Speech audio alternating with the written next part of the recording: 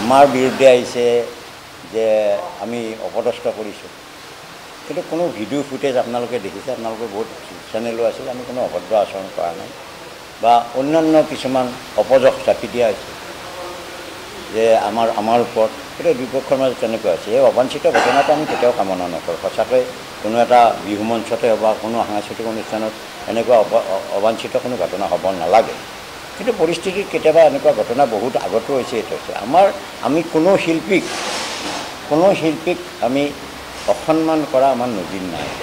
পূব গুৱাহাটী বিহু সন্মিলন আজি ৬৪ বছৰে যিসকল শিল্পীক লৈ এই অনুষ্ঠানটো চলি আছে তেওঁলোকক কেতিয়াও আমি অসন্মান কৰিব বিচৰা নাই। আৰু দিগন্ত ভাগৱতীৰ নিচিনা এটা বিশিষ্ট শিল্পী, যথেষ্ট অভিজ্ঞ শিল্পী, আমি যাক মৰম কৰোঁ, শ্ৰদ্ধা কৰোঁ, তেনেধৰণৰ শিল্পী এগৰাকীক আমি অসন্মান কৰাৰ কোনো প্ৰশ্ন নুঠে।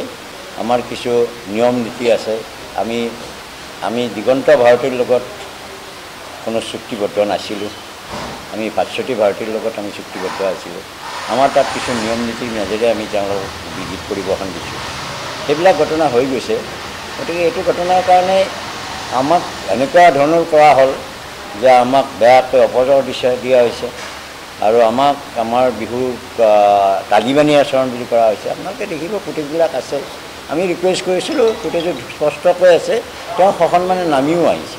তেওঁক কোনোবাই মাতি নিছে, সেইটো আমাৰ দৃষ্টিগোচৰ হ'ল। আমাৰ কালচাৰেল সভাপতি সম্পাদক দুগৰাকী আছে, আমাৰ স্বেচ্ছাসেৱক বাহিনীৰ সভাপতি আছে, তেওঁলোকো আছে, প্ৰত্যক্ষ কৰি আছে।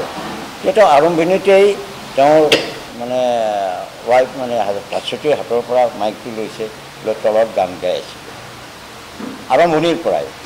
তাৰপিছত হয়তো আমাৰ এই হাজাৰ হাজাৰ দৰ্শক আছে, আমাৰ কৰ্মকৰ্তা আছে, কোনোবাই ভাবিলে যে তেওঁক ওপৰতে গান গাব দিয়া হওক, লক্ষ্য নকৰিলে গোটেই বস্তুটো, তেনেকৈ কিবা এটা হ'ব পাৰে।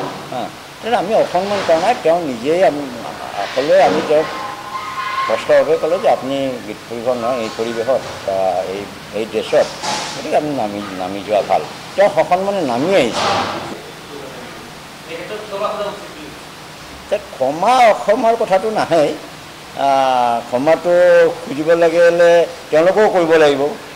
এই বিহু কমিটিক তেওঁলোকে যেতিয়া অপযশ দিছে, সেইটোতো উচিত হোৱা নাই। ৰাজহুৱাভাৱে যিধৰণে অপযশ দিছে সেইটোতো উচিত হোৱা নাই। ক্ষমা অক্ষমাৰ কথাটো মই ভবা নাই।